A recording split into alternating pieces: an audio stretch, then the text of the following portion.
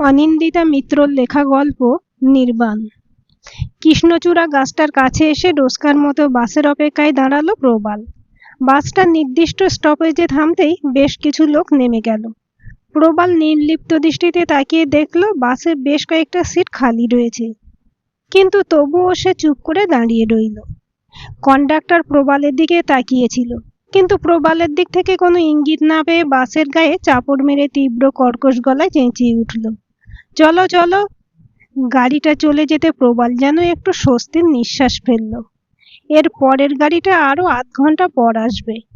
এই গাড়িতে চলে গেলে বাড়িতে তাড়াতাড়ি পৌঁছানো যেত, কিন্তু তাড়াতাড়ি যাওয়ার কোনো ইচ্ছেই নেই প্রবালের। তার চেয়ে বরং কৃষ্ণচূড়া গাছের নিচে ঝরে পড়া ফুল পাতা দেখতে আর পাখির কুজন শোনাতেই প্রশান্তি অনুভব করে সে। নির্জন যাত্রী প্রতীক্ষালয়ে সিমেন্টের চাতালে বসে পড়ে সন্তর্পণে পকেট থেকে লাইটার বের করলো প্রবাল।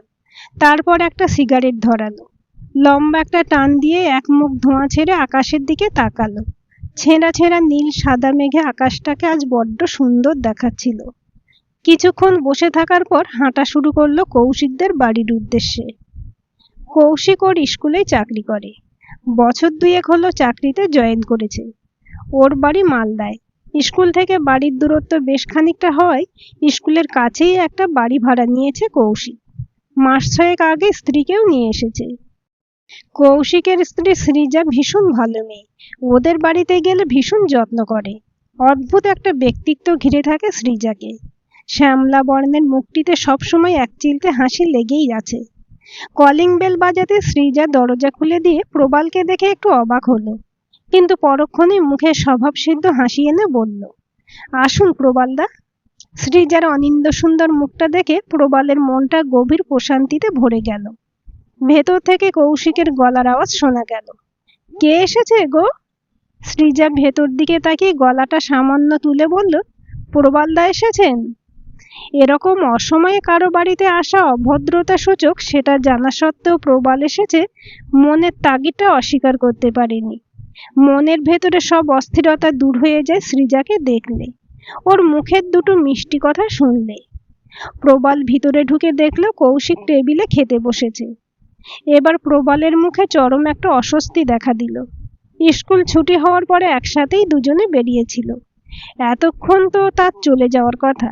কৌশিক কি ভাবছে কে জানে। কৌশিক কিন্তু খুব স্বাভাবিকভাবেই বলল, আরে প্রবালদা যে, বাস পাওনি নাকি? প্রবাল একটু অপ্রস্তুত হাসি হাসলো, মুখে কিছু বলল না। সৃজা কাছে এসে আন্তরিকতার সুরে বলল, ব্যাগটা আমার হাতে দিন। এরপর সৃজা নিজেই প্রবালের হাত থেকে ব্যাগটা টেনে নিল। তারপর ভীষণ মোলায়েম গলায় পরম আত্মীয়ার মতো বলল, আপনি বেসিনে হাত মুখ ধুয়ে নিন, আমি খাবার বাড়ছি। প্রবাল সংকুচিত হয়ে দাঁড়িয়েছিল, নিজের নির্বুদ্ধিতায় নিজের উপরেই রাগ হচ্ছিল। হঠাৎ দুপুরবেলা এভাবে চলে আসাটা মোটেই উচিত হয়নি। এর আগে একদিন কৌশিক জোর করে এ বাড়িতে ধরে এনেছিল বউ দেখাবে বলে। কৌশিকের স্ত্রী সৃজাকে দেখে কয়েক মুহূর্ত মুখ থেকে কথা সরেনি প্রবালের, ঠিক যেন লক্ষ্মী প্রতিমা। কৌশিকের স্ত্রী সৃজা সেদিন যত্ন করে রেঁধে খাইয়েছিল, কিন্তু আজ বিনা আহ্বানে এভাবে চলে আসাটা হয়তো একটু বাড়াবাড়ি হয়ে গেল। কৌশিক হাতের আঙুলগুলো চাটতে চাটতে বলল, আজ মাছের মাথা দিয়ে বাঁধাকপির ঘন্টটা সৃজা যা রেঁধেছে না, কি বলবো। তাড়াতাড়ি হাত মুখ ধুয়ে চলে এসো। কৌশিক আর সৃজার ছোট্ট গৃহস্থলী যেন সুখের আকর। ঘরের কোথাও এতটুকু বিশৃঙ্খলা নেই। ছোট্ট ঘরটি পরম নিপুণতায় সাজানো। ঘরের প্রতিটি জিনিসে সৃজার হাতের যত্নের ছোঁয়া। প্রবাল হাত মুখ দিয়ে মুখ ঘোরাতেই দেখলো সৃজা হাতে পরিচ্ছন্ন একটা টাওয়েল নিয়ে দাঁড়িয়ে আছে। টেবিলের দিকে আর চোখে তাকাতেই দেখলো সেখানেও সুন্দর করে খাবার থালা সাজানো হয়েছে। এই যত্ন, এই আতিথেয়তা ঠিক কতটা ভাগ্য করলে পাওয়া যায়, অথচ এই ভাগ্যটা তো তারও হতে পারত। প্রবাল ধীরে ধীরে ভীষণ লোভী হয়ে পড়ছে সৃজার এই যত্নের প্রতি, এই আতিথেয়তার প্রতি। বাধ্য ছেলের মতো প্রবাল সৃজার হাত থেকে টাওয়েলটা নিয়ে হাত মুখ মুছে খাওয়ার টেবিলে গিয়ে বসলো। গরম ধোঁয়া ওঠা ভাত, পাতলা মসুর ডাল আর বাঁধাকপির ঘন্ট দেখে প্রবালের ভেতর থেকে কেমন একটা কান্না ঠেলে বেরোতে চাইছিল। দেখেই বোঝা যাচ্ছে কতটা যত্ন করে রান্না করা হয়েছে, আর ঠিক কতটা যত্ন করে তা পরিবেশন করা হয়েছে। কৌশিক প্রতিদিন প্রতি মুহূর্তে এই যত্নগুলো পাচ্ছে, অথচ সৃজা ঈষৎ লাজুক কণ্ঠে বলল, আজ খুব বেশি কিছু রান্না করতে পারিনি, খেতে হয়তো আপনার অসুবিধা হবে। হঠাৎ এরকম ভাবে এসে পড়ে তোমাদের বড় বিপদে ফেললাম। সৃজা ভ্রুকুটি করে বলল, হ্যাঁ, ভীষণ বিপদে ফেলেছেন। এবার তাড়াতাড়ি খেয়ে নিন তো, মুখ চোখ শুকিয়ে গেছে একেবারে। গরম ভাতটুকু মুখে দিয়ে চোখ বন্ধ করলো প্রবাল। হৃদয়ের গহীনে স্থলে একটা অপার সুখ যেন চুঁইয়ে চুঁইয়ে পড়ছিল। খাওয়া শেষ করে অত্যন্ত সংকুচিতভাবে নিজের কবিতার খাতাটা বের করে সৃজাকে বলল, এতে আমার লেখা অনেকগুলো কবিতা আছে, রেখে গেলাম, সময় পেলে পড়ো। পড়া হয়ে গেলে কৌশিকের হাতে ফেরত পাঠিয়ে দিও। সৃজা মৃদু হেসে কবিতার খাতাটা হাতে নিল। অবশ্যই পড়ব। এরপর থেকে প্রায় মাঝে মাঝেই স্কুল থেকে ফেরার পথে সৃজার বাড়িতে একবার করে ঢু মারে প্রবাল। সৃজাকে নিজের লেখা কবিতা শোনায়, আবার কখনো কৌশিকের সাথে নানা তত্ত্বকথার আলোচনায় মেতে ওঠে। জীবন থেকে এভাবে কিছু মুহূর্ত চুরি করে নিয়ে ক্লান্ত অবসন্ন হয়ে এ রাস্তা সে রাস্তায় ঘুরে অনেক সময় পার্কে বেশ কিছুক্ষণ সময় কাটিয়ে অনেক রাতে বাড়ি ফেরে প্রবাল। দেরি করে বাড়ি ফিরলে কেয়া কোনো অভিযোগ করে না, বরং প্রবাল যত দেরিতে ফেরে কেয়ার ততই সুবিধা। নিজের বাড়িতে চোরের মতো প্রবেশ করে, তারপর হল ঘরে চলা পার্টির কোলাহলের মাঝে নিজেকে কোনো রকমে গুটিয়ে সন্তর্পণে নিজের ঘরে ঢুকে যায়। অভ্যাগতদের মধ্যে কারো চোখে না পড়ার আপ্রাণ চেষ্টা করে প্রবাল। ওই সুন্দর সাজ পোশাকে আবৃত মানুষগুলোর সামনে নিজেকে বড় বেমানান মনে হয়। দিন কয়েক পর প্রবাল আবার কৌশিকদের বাড়িতে গিয়ে হাজির হলো। কলিং বেল বাজাতে সৃজা এসে দরজা খুলে দিল। সৃজা কিছু বলার আগে প্রবাল নিজেই বলল, তোমার এখানে এক কাপ চা খেতে এলাম। এক কাপ চা পাওয়া যাবে তো? সৃজা মুখে হাসি টেনে বলল, কি আশ্চর্য, কেন পাওয়া যাবে না? আসুন, ভেতরে আসুন। প্রবাল ঘরে ঢুকে কৌশিককে দেখতে না পেয়ে বলল, কৌশিক কোথায়? ও বাজারে গেছে, চলে আসবে এক্ষুনি। আজ তো রবিবার, এখানে কোনো কাজে এসেছেন? প্রবাল সামান্য তোতলায়, হ্যাঁ, মানে কাজ, একটা জরুরি কাজেই এসেছিলাম। কিছুক্ষণ পর সৃজা চায়ের কাপ এনে দিতে পরম তৃপ্তি সহকারে প্রবাল চায়ের কাপে চুমুক দিল। সৃজা, নতুন একটা কবিতা লিখেছি, শুনবে? ঘরের সমস্ত কাজ পড়েছিল, কিন্তু প্রবালদার আগ্রহ দেখে হাসি মুখে চেয়ারটা টেনে নিয়ে বসলো সৃজা। প্রবাল উদাত্ত ভঙ্গিতে একটানা আবৃত্তি করে থামলো, তারপর সৃজার দিকে তাকিয়ে বলল, কেমন লাগলো? সৃজা মুগ্ধতার ভঙ্গিতে বলল, অসাধারণ। এত সুন্দরভাবে জীবনের জটিল কথাগুলো সহজ সরল ভাষায় কিভাবে লেখার মাধ্যমে ফুটিয়ে তোলেন বলুন তো? চায়ের কাপটা রেখে উজ্জ্বল মুখে প্রবাল বলল, বড় জ্বালা হয়েছে জানো, এখন কবিতা লিখে তোমাকে শোনাতে না পারলে মনে হয় কবিতা লেখাটাই নিরর্থক। তোমার থেকে মতামত না পেলে ভালো লাগে না। আপনার লেখা সত্যিই খুব সুন্দর। আপনি কি শুধু কবিতাই লেখেন, গল্প বা উপন্যাস লেখেন না? খানিকটা অন্যমনস্ক সুরে প্রবাল বলল, আমার জীবনটাই একটা উপন্যাস। এখনো পর্যন্ত লেখা হয়নি, তবে লিখব, নিশ্চয়ই লিখব। মাঝে মাঝে আমার কি মনে হয় বলো তো, সংসার বুঝি আমার জন্য নয়। সৃজা বড় বড় চোখে তাকিয়ে দেখছিল প্রবালকে। মানুষটা মাঝে মাঝে বোঝার ঊর্ধ্বে চলে যায়। সৃজা হালকা চালে বলল, আমি কিন্তু আমার এই সংসারটাকে খুব ভালোবাসি জানেন। আমার বড় কোনো আশা আকাঙ্ক্ষা নেই, নিভৃত সুখী গৃহকোণটাই আমার বড় বেশি প্রিয়। আপনাদের পুরুষদের মনে কি করে যে এই ধরনের বৈরাগ্য আসে কে জানে। প্রবাল একটা বিষাদ মলিন স্বরে বলল, নবীন বয়সে একটা সুখী গৃহকোণের স্বপ্ন স্ত্রী পুরুষ সবাই দেখে। গৃহস্থলে শুরু হয় প্রবাল উচ্ছ্বাস নিয়ে, কিন্তু একটা সময় পর বাস্তব অভিজ্ঞতার শাসনে সুখ চিরবিদায় নেয়। তখন একটা বৈরাগ্য নিজে থেকে এসেই মনে বাসা বাঁধে।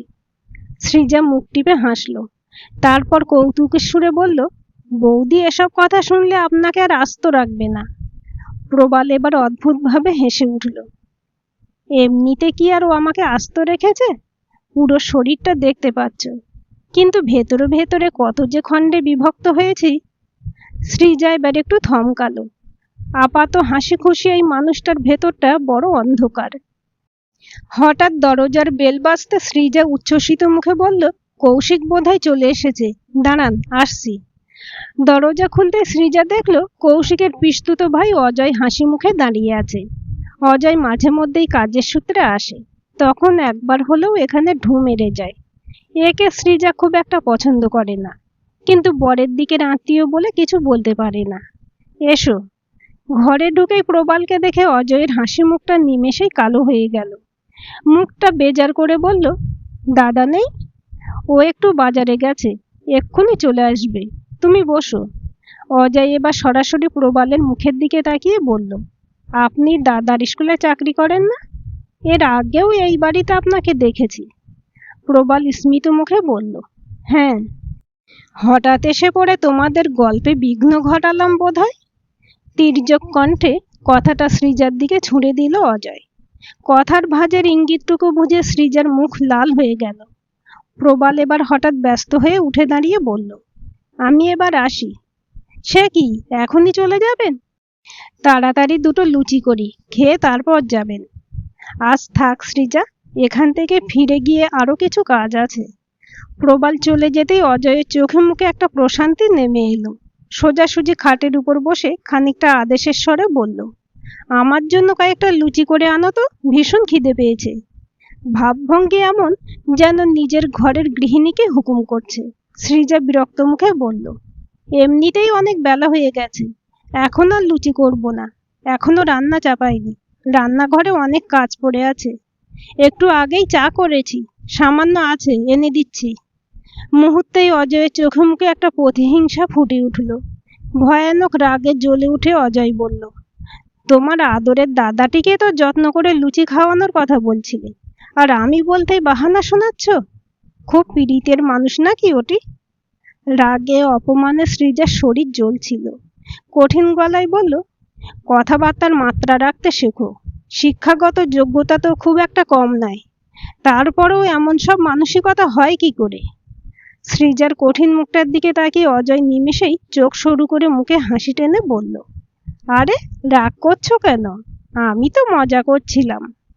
আচ্ছা ঠিক আছে, লুচি করতে হবে না, হলো, বরং রান্না বসিয়ে দাও, খেয়ে যাব। সৃজা বিরক্ত মুখে রান্নাঘরের দিকে পা বাড়ালো। চায়ের কাপটা সামনে টেবিলে রেখে সৃজা চলে যেতে উদ্যত হলে অজয় হঠাৎ ওর হাতটা ধরে হালকা টান দিল। সৃজা টাল সামলাতে না পেরে অজয়ের দিকে ঝুঁকে পড়তেই অজয় সৃজার কোমরে হাত রাখল।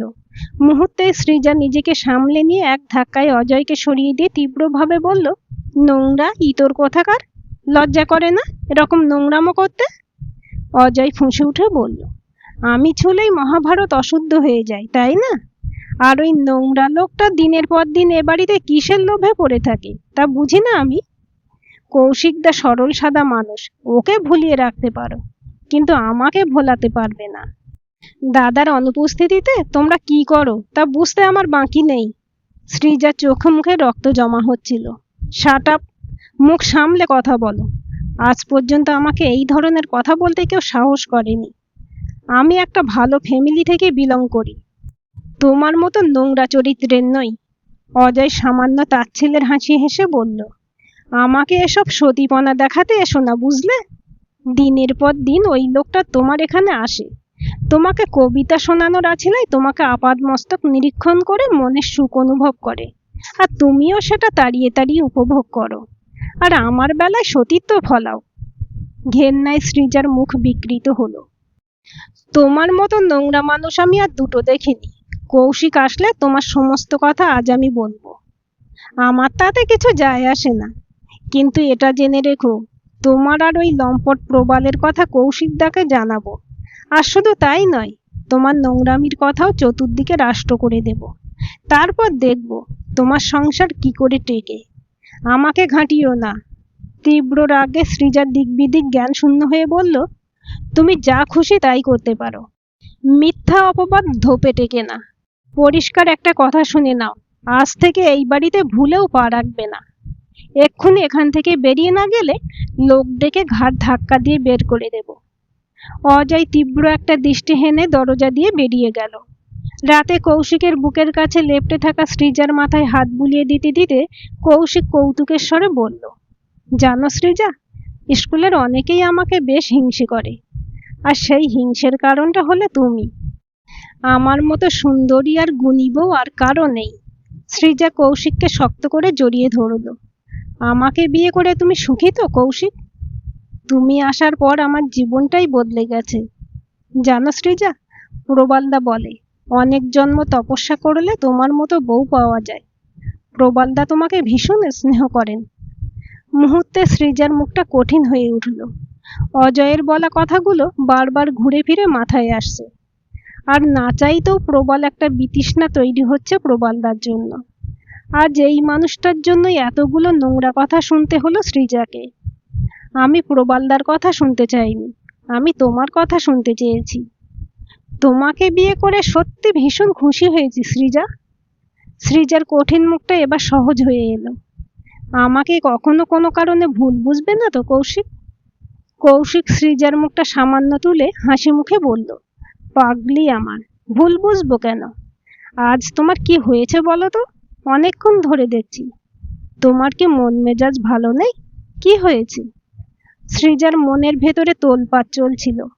কৌশিককে অজয়ের বিষয়টা জানানো দরকার, কিন্তু এসব কথা জানানোর পর কৌশিক বিষয়টা কিভাবে নেবে, কিভাবে রিয়াক্ট করবে কে জানে। কি হলো, চুপ করে আছো কেন? সৃজার ঠোঁট দুটো কেঁপে উঠল, দু চোখে জল এসে জমা হলো। আমার কিচ্ছু ভালো লাগছে না কৌশিক, কেমন যেন দম বন্ধ লাগছে। কৌশিক সৃজার ভাবান্তরের কোনো কারণ খুঁজে পাচ্ছিল না।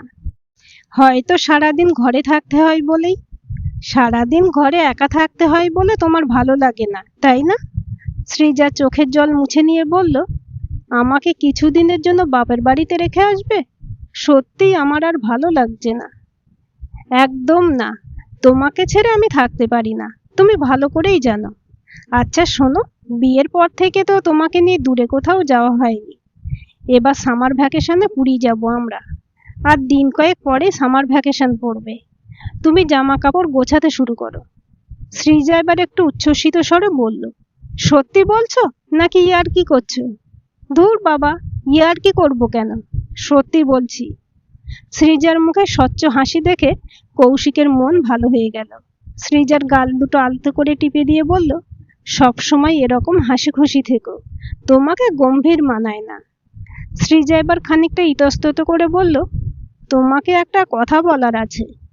আজ সকালের দিকে অজয় এসেছিল। তোমার ভাই বলে কিছু বলতে পারি না, কিন্তু ওর ব্যবহার আমার একেবারে ভালো লাগে না।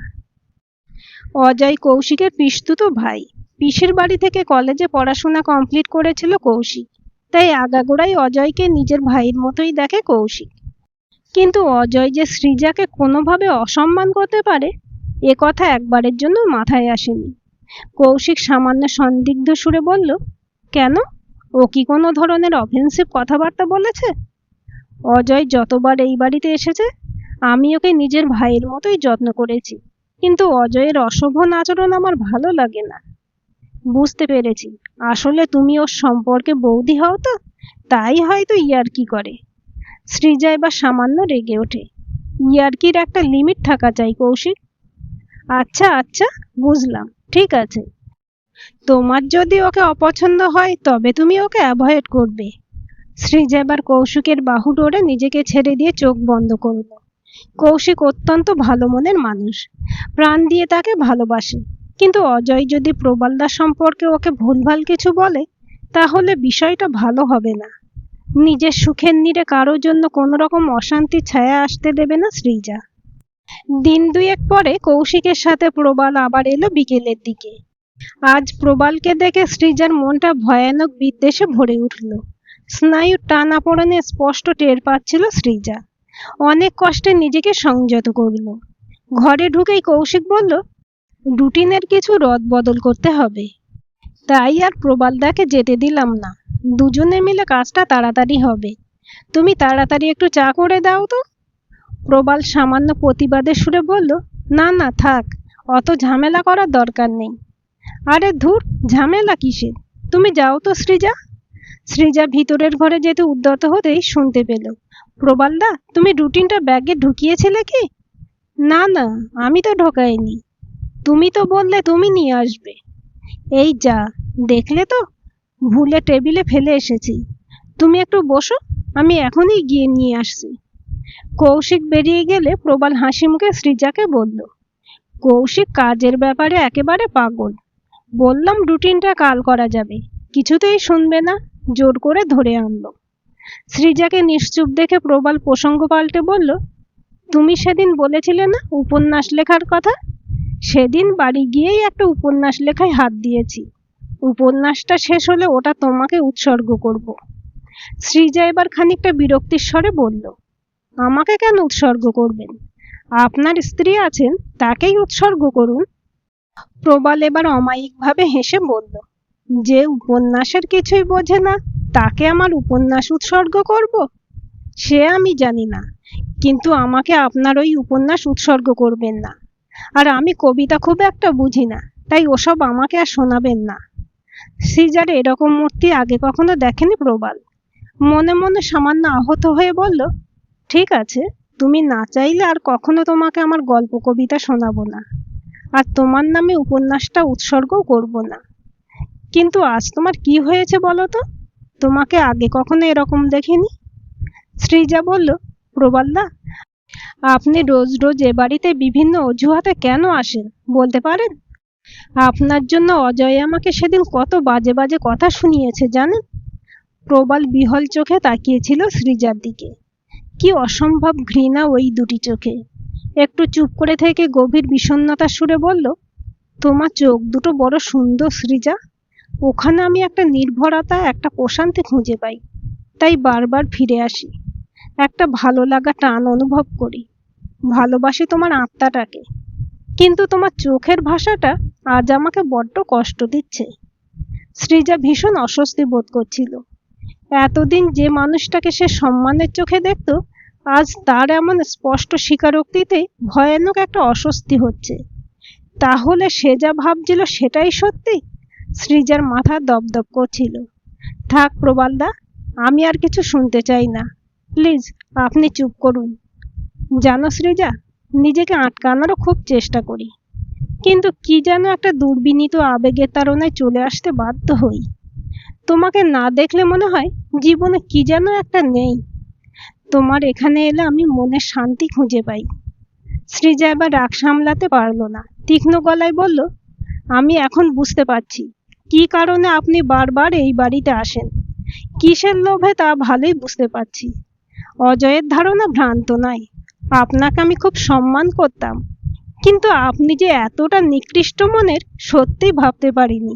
ছি, কথাগুলো বলতে একটুও বাধলো না আপনার?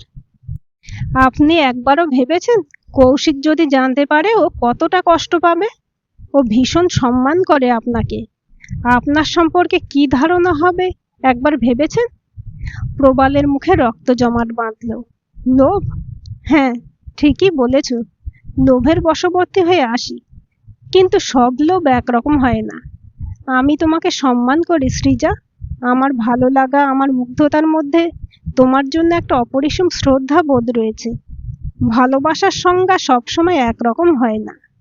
নারী পুরুষের মধ্যে কোনো সম্পর্কহীন জৈবিক চাহিদাহীন ভালোবাসাও তো থাকতে পারে। সেটা মানুষ কেন বোঝে না? ভালোবাসাটাকে সবসময় এক দাঁড়িপাল্লায় মাপা চলে না। সৃজা কঠিন গলায় বলল, আপনার এত তাত্ত্বিক কথা আমি বুঝি না, আর বুঝতেও চাই না। আপনার জন্য আমি আমার সংসারে কোনো অশান্তি আসতে দেব না। প্রবাল ব্যথিত দৃষ্টিতে তাকিয়েছিল সৃজার দিকে। আচ্ছা, সত্যি করে বলো তো, কখনো কি আমার কোনো আচরণে তোমার মনে হয়েছে যে আমি তোমাকে অসম্মান করেছি? তোমরা মেয়েরা তো ছেলেদের চোখের ভাষা বোঝো। আমার চোখে কি কখনো তোমার জন্য কোনো নোংরা ইঙ্গিত দেখেছো? সৃজা এবার জন্য একটু নাড়া খেলো। প্রবালদার চোখে নিজের জন্য অপার মুগ্ধতা ছাড়া কখনো কোনো লালসা চোখে পড়েনি। কিন্তু আজকের কথাগুলোর অর্থ কি? দুর্বিনীত আবেগের টান কথাটার অর্থ কি? একটু চুপ করে থেকে প্রবাল এবার শান্ত স্বরে বলল, আমি বুঝতে পারছি তোমার এই ভাবান্তরের কারণ। অজয় তোমাকে হয়তো অনেক কথা বলেছে, আর তা তুমি নিতে পারছো না। ভুলটা আমার। এভাবে অনধিকার চর্চা করা আমার উচিত হয়নি। কিন্তু বিশ্বাস করো, আমি কখনো চাইনি আমার জন্য তোমাদের কোনো অসুবিধা হোক। আমি আসি, আর কখনো তোমায় বিরক্ত করতে আসবো না। ধীর পদক্ষেপে প্রবাল বেরিয়ে গেল। প্রবাল চলে যেতে সৃজার দু চোখ থেকে টপ টপ করে জল গড়িয়ে পড়ল। ঠিক ভুল সব গুলিয়ে গেছে। প্রবালদা আজ পর্যন্ত কোনো অন্যায় ব্যবহার করেনি। ওনাকে একটা শ্রদ্ধার স্থায়ী আসনে বসিয়ে রেখেছিল সৃজা। কিন্তু সেই মানুষটার মনে হয়তো তার জন্য অজয়ের মতোই লালসা রয়েছে, সেটা ভেবেই মনের অস্থিরতা উত্তরোত্তর বেড়েছে। প্রবালদার নিরীহতম স্বীকারোক্তিটুকু মেনে নিতে ভীষণ কষ্ট হচ্ছে। কথাগুলো অপ্রকাশিত থাকলেই হয়তো ভালো হতো, কিন্তু ওই স্বীকারোক্তিতেও ধোঁয়াশা। মানুষটাকে কি সে ভুল বুঝলো? বাইরে গেটের আওয়াজ শুনে সৃজা তড়িৎ গতিতে চোখের জল মুছে নিল। কৌশিক ঘরে ঢুকে প্রবালকে না দেখে সৃজাকে জিজ্ঞেস করল, কি গো, প্রবালদা কোথায় গেল?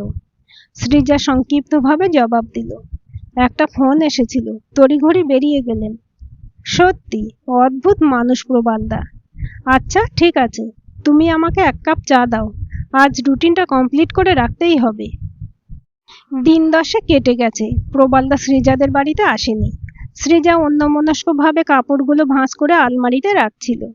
কৌশিক বিছানায় আধশোয়া হয়ে ইনকাম ট্যাক্সের ফর্ম ফিল আপ করতে করতে বলল, জানো প্রবালদার আজকাল কি যেন হয়েছে, কেমন যেন একটা মন মরা হয়ে থাকে। আজ কত করে বললাম বাড়িতে আসতে, কিন্তু কিছুতেই শুনল না। সৃজা একটু বিরক্তির সুরে বলল, জোরাজুরি করার কি আছে, যখন মনে হবে ঠিকই আসবে। তুমি তাড়াতাড়ি কাজ শেষ করে নাও, আমার খুব খিদে পেয়েছে। কাজ শেষ করতে একটু দেরি হবে, তুমি খেয়ে নাও। সৃজা ভুরুকুটি করল, তোমাকে ছেড়ে কোনোদিন আগে খেয়েছি বলো তো? তোমাকে বারবার বলি আমার দেরি হলে খেয়ে নিও, সে কথা তুমি কিছুতেই শুনবে না। ঠিক আছে, খাবার বাড়ো, আমি আসছি। আর হ্যাঁ শোনো, টিকিট কনফার্ম হয়ে গেছে, তোমার গোছগাছ কমপ্লিট তো? সৃজা উৎসাহিত হয়ে বলল, বিয়ের পর প্রথমবার দূরে কোথাও ঘুরতে যাচ্ছি, তুমি যেদিন বলেছ তারপর থেকেই প্যাকিং শুরু করে দিয়েছি। নির্দিষ্ট দিনে ওরা পুরীর উদ্দেশ্যে রওনা হয়ে গেল। গরমের ছুটি শেষ হয়ে গিয়েছিল, তাই ওরা ফিরে এসেছিল দিন 15 বাদে। 15 দিন কিভাবে কেটে গেল সৃজা বুঝতেই পারেনি। দিনগুলো যেন স্বপ্নের মতো কেটে গেল।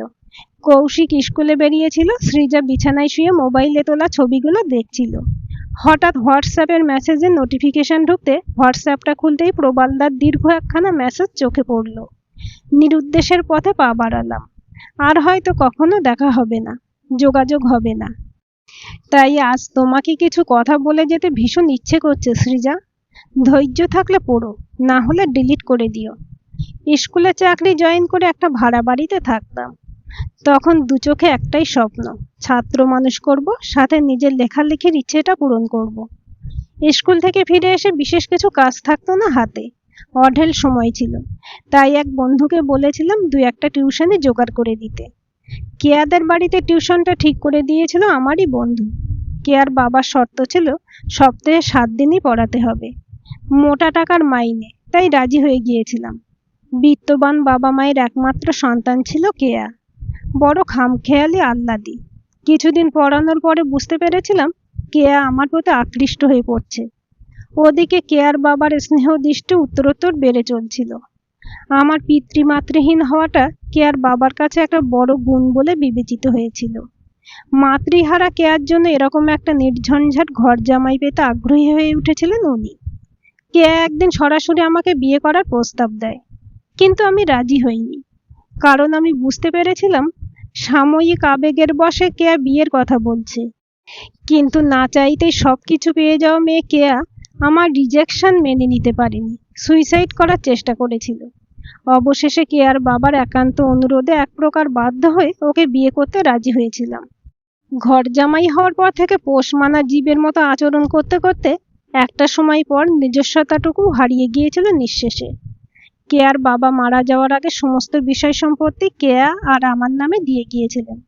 সম্পত্তির অংশীদার হিসেবে যদি আমার নাম না থাকতো, তাহলে হয়তো কেয়া অনেকদিন আগেই বাড়ি থেকে বের করে দিত। কেয়ার কাছে আমার কোনো অস্তিত্বই নেই। এককালে ও যে আমাকে পছন্দ করত এবং বিয়ের জন্য পাগল হয়ে উঠেছিল, সেটুকু মনে করতেও কেয়ার ভীষণ গ্লানি হয়। উঠতি বয়সে ছেলে মানুষের মাসুল তাকে বহন করতে হচ্ছে বলে তার আফসোসের সীমা নেই। আমি কিন্তু সব রকম ভাবে চেষ্টা করেছি ওকে সুখী রাখতে, কিন্তু আমার মতো আত্মভোলা একটা মানুষকে নিয়ে তার পক্ষে চলা সম্ভব নয়, এ কথা সে অনেকবার বলেছে। আমার লেখালেখি নিয়েও ওর প্রবল আপত্তি। বাইরের আর 5টা মানুষ আমাকে দেখে ভাবে আমার মতো সুখী মানুষ পৃথিবীতে আর দুটো নেই। টাকা পয়সা বিলাস বৈভব কোনো কিছুরই কমতি নেই। কিন্তু বাইরের এই চিত্রটার ভিতরের দৃশ্যটা বড় কদর্য। তোমাদের সংসারে বাহুল্য নেই, কিন্তু পরস্পরের প্রতি একটা অপার শ্রদ্ধাবোধ আর ভালোবাসা আছে। এখানে এলে আমি যে কি শান্তি পেতাম তা তোমাকে বলে বোঝাতে পারবো না। তাই লোভীর মতো ওই সুখটুকু দেখতে বারবার ছুটে আসতাম। কৌশিক আর তোমার সুখের সংসার দেখতে আমার ভীষণ ভালো লাগতো। তোমাদের দুজনের সুখটা আমি নিজের ভেতরে অনুভব করতাম। তোমাদের সুন্দর সংসারের মাঝের প্রশান্তিটুকু নিজের বুকের মধ্যে করে নিয়ে ফিরে যেতাম আমার নিস্তরঙ্গ জগতে। আসলে কি জানো সৃজা, পৃথিবীর সব ভালোবাসা সব ভালো লাগার মাপকাঠি এক হয় না। তোমার প্রতি আমার আবেগ অফুরন্ত ভালোবাসা সব আছে, কিন্তু বিশ্বাস করো তাতে কোনো জৈবিক চাহিদা ছিল না। আমি কখনো তোমার আঙুলটুকু ছুঁতে চাইনি। আমি তোমাকে ভীষণ সম্মান করি। আমি খুব সাধারণ একটা জীবন কাটাতে চেয়েছিলাম, যেখানে আমার জন্য সামান্য একটু সম্মান থাকবে, যেখানে আমাকে বোঝার মতো মানসিকতা থাকবে। অনেক চেষ্টা করেছিলাম জানো, সংসারের মাঝে নিজেকে ধরে রাখতে, কিন্তু শেষ পর্যন্ত পারলাম না। কেয়া আমার কাছ থেকে ডিভোর্স চায়, আর কাউকে জোর করে ধরে রাখা আমার পক্ষে সম্ভব নয়। আমি গতকাল সমস্ত বিষয় সম্পত্তি আমার স্ত্রীর নামে করে দিয়েছি। ডিভোর্সের পেপারটা ও আগে থেকেই সই করে রেখেছিল, সেটাতেও নিঃশর্তে সিগনেচার করে দিয়েছি। এবার আমি মুক্ত, বিদায় নিলাম। যেখানে নিঃশেষে প্রাণের ফুর্তি খুঁজে পাই সেখানেই চললাম। ভালো থেকো। লেখাটা পড়া শেষ করে সৃজা হতভম্বের মতো বসেছিল। দরজার বেলটা বাজতে সৃজা দরজাটা খুলে দিতেই দেখলো কৌশিক কেমন উদ্ভ্রান্তের মতো দাঁড়িয়ে আছে। জানো, স্কুলে গিয়ে কি শুনলাম, প্রবালদা বাড়ি ছেড়ে কোথাও চলে গেছে। আমি সত্যি ভাবতে পারছি না প্রবালদার মতো একটা মানুষ এভাবে চাকরি ছেড়ে দিয়ে হঠাৎ করে নিরুদ্দেশ হয়ে যেতে পারে। সংসারে অশান্তি ছিল সেটা মোটামুটি জানতাম, কিন্তু সেই অশান্তির জেরে এভাবে সব ছেড়ে চলে যাবে তা কল্পনাও করতে পারিনি। সৃজা তড়িৎ গতিতে ফোনটা তুলে নিল। প্রবালদার নম্বরটা ডায়াল করতে ওপাশ থেকে যান্ত্রিক আওয়াজ জানান দিল, this number is currently switch off. প্রবালদার মতো একটা সহজ সরল মানুষকে অযথা আঘাত করার প্রতিঘাতটুকু এখন সৃজার বুকে গিয়ে বিঁধল। মানুষটা যে এভাবে চলে যাবে তা স্বপ্নেও ভাবেনি সৃজা। দু চোখ বেয়ে জল গড়িয়ে পড়ল সৃজার। ভালোবাসার অনেক রং হয়, সব ভালোবাসার চাহিদা রসে জারিত হয় না, এটা বুঝতে বড় বেশি দেরি হয়ে গেল। ক্ষমা চাইবার সুযোগটুকু আর হলো না। প্রবাল বড় বড় পা ফেলে কোনো এক অখ্যাত গ্রামের মাটির পথ ধরে হাঁটছিল। আকাশের ঈশান কোণে মেঘ জমেছে, খুব শীঘ্রই বৃষ্টি নামবে। পাখিগুলো ব্যস্তভাবে নিড়ে ফেরার জন্য তীব্র উড়ান দিচ্ছিল। মিনিট 5-এর মধ্যেই মুষলধারে বৃষ্টি শুরু হলো। প্রবাল মাটির সোঁধা গন্ধ আর বৃষ্টির ফোঁটা গায়ে মেখে আরো জোরে হাঁটা শুরু করলো। তারপর পকেট থেকে মানি ব্যাগ আর মোবাইলটা বের করে রাস্তার পাশের পুকুরে ছুঁড়ে ফেললো। এখন একদম ঝাড়া হাত পা। মনের মধ্যে কোনো দুঃখ কষ্ট নেই, অভিমান নেই, জ্বালা যন্ত্রণা কিচ্ছু নেই, একটা অসীম বৈরাগ্য। গল্পটি কেমন লাগলো কমেন্ট করে জানাবেন। ভালো লাগলে লাইক শেয়ার এবং সাবস্ক্রাইব করবেন, আর অবশ্যই বেল আইকনটি ক্লিক করে রাখবেন।